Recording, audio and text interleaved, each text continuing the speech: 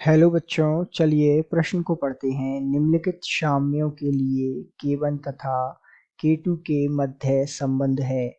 आपको अभिक्रियाएं दी हुई हैं। NO गैस प्लस 1/2 O2 से प्राप्त है NO2 गैस साम्य है K1 तथा अभिक्रिया है 2NO2 गैस से प्राप्त उत्पाद है 2NO gas plus O2 gas और साम्य है K2।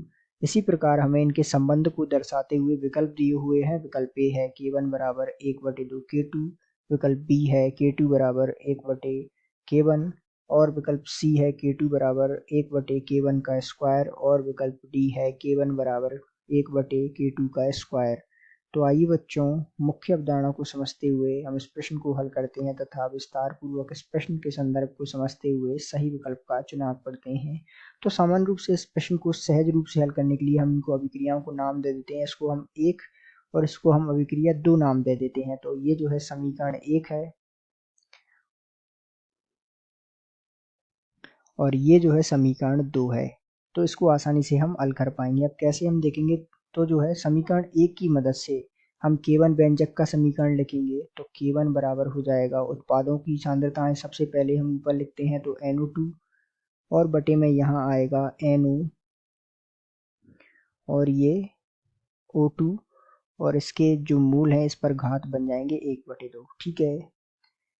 अब इसी प्रकार हम K2 लिखेंगे। K2 का व्यंजक हम लिखेंगे जो अभिक्रिया समीकरण 2 है उसकी मदद से। तो इसको हम लिखेंगे NO और इसके जो मूल हैं वो इस पर घात लग जाएंगे अर्थात 2, साथ में लिखेंगे O2 और यहाँ हम लिखेंगे नीचे NO2 और मूल इसके घात बन जाएगी अर्थात इस प्रकार।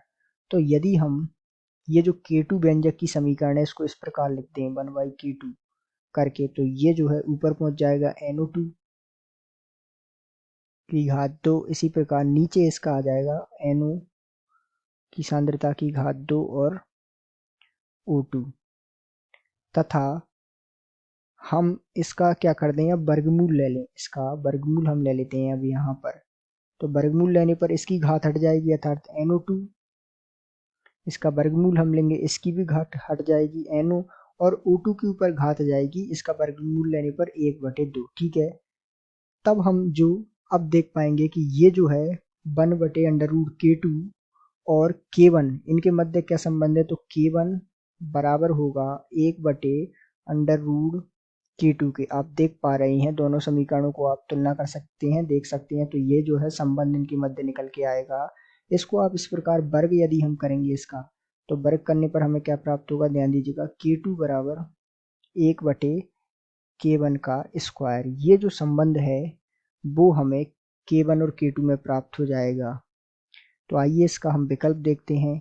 तो विकल्प में जैसा कि हम देख पा रहे हैं K2 बराबर 1/K1 का स्क्वायर, ये जो संबंध है वो इन दोनों के मध्य प्रस्तुत है। तो इस प्रकार हम कह सकते हैं कि दिए गए प्रश्न का सही उत्तर विकल्प सी है। आशा करते हैं आपको समझ आया होगा। धन्यवाद।